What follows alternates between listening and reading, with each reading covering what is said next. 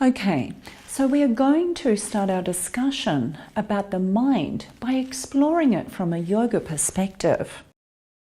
The ancient yogis had an in-depth understanding about the mind, the way it works, the obstacles that create suffering, and how to heal it in order to create joyful feelings and experiences. It could be said that the yogis were the first psychologists, and luckily for us, they left invaluable information and guidance in ancient texts that are still relevant and useful to us today. The yoga model of mind states that we have a non-physical, divine aspect that is part of our being. This aspect, our divine presence, is all-knowing, all-loving, and all-seeing. It is connected to all things and exists within all of us. This aspect can be likened to a steady flame of light located deep in the cave of the heart, in the center of the chest.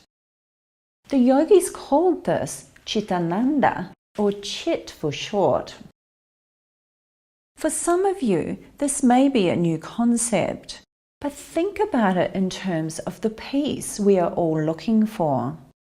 What is the experience of peace? We experience peace when we are connected to this deeper aspect of self, when we allow this aspect to shine through.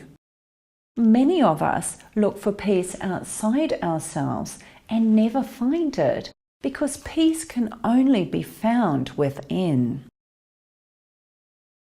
Life can either be perceived clearly from this point of presence, our divine essence, or through the filter of the mind. Through regular practice of meditation, the mind quietens and we start to experience this aspect of our being. We learn to feel its presence and to perceive life from this clear space as opposed to from the mind. We cannot perceive life from our divine essence when we are perceiving life through a mind that is clouded with misperception. If the mind is clouded with misperception, that is, with our limited beliefs, the brightness of our divine self cannot shine through. So let's take a look at the mind. The mind is constructed of our experiences, beliefs, memories, cultural conditioning, gender conditioning, and so on. Depending on how the mind is constructed will depend on how we experience life. Because as mentioned above, we experience life through the filter of the mind. We are constantly making judgments and decisions based on our beliefs, conditioning, and past experience. Life is perceived and influenced by this conditioning.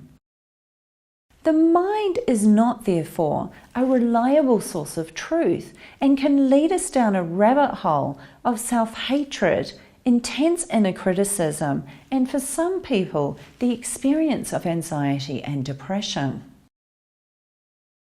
An example of misperception is that we may take offense to something someone has said because we think they are judging us, when in fact they are not. We may believe that someone is avoiding us, when in fact they are just busy and preoccupied. We may think that we are unworthy and view our experiences through this lens, when in fact we have many people in our lives who love us. I'd like you to imagine that this crystal is a beautiful diamond. Imagine this beautiful diamond sparkling in its brilliance. This diamond represents our divinity, the divine aspect that resides deep within us.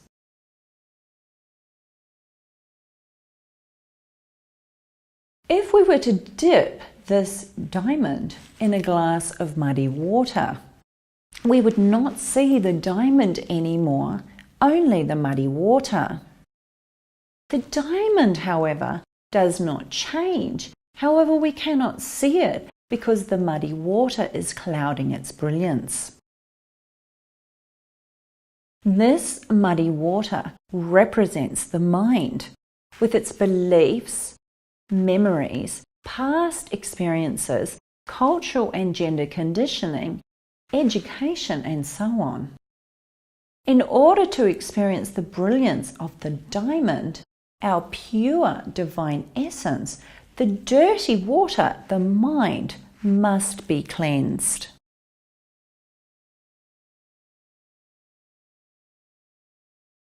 So how do we cleanse the mind of distorted thinking that leads to suffering?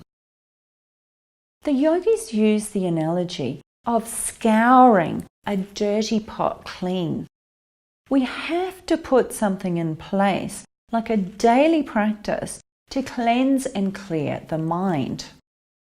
I'm going to talk more about why daily practice is a powerful tool later in this key. It is not enough to try to develop positive thinking, because over time the mind becomes entrenched in its thinking patterns, and these are difficult to change. Our brains literally become neurologically wired to support entrenched thinking. So please don't give yourself a hard time if you have tried to think positively and failed. There is a biological reason for this, and I'm going to explore this more in the next key, rewiring the brain. And it is very easy for people who don't understand depression to tell you to just think differently and be happy. As we know, this is far from easy. So we have to put a number of things in place to shift the mind in order to change our thinking patterns. And as I mentioned, the key is daily practice. Awareness and self-reflection are also the keys to change. It is important that we understand our mind and how it influences our experiences so that we can change our mind to create more positive feeling states and experiences. Once we learn to question our beliefs, our thoughts and our perceptions about ourselves, the people and the events in our lives, we can then work on changing our thoughts to move from an experience of suffering to one of joy and happiness. So, to recap, we have just learned that we can either perceive reality from our divine inner peaceful essence or through the mind. The mind is made up of our experiences, beliefs, memories and conditioning, and depending on how the mind is constructed will influence the way we view ourselves, other people and life in general. In order to experience life from our peaceful divine essence, we need to cleanse the mind. Daily practice and awareness is the key. In the next video, we are going to engage in a reflection practice. That is, we're going to observe our mind to see what state it is currently in. We will start this process of developing awareness. I'll see you soon.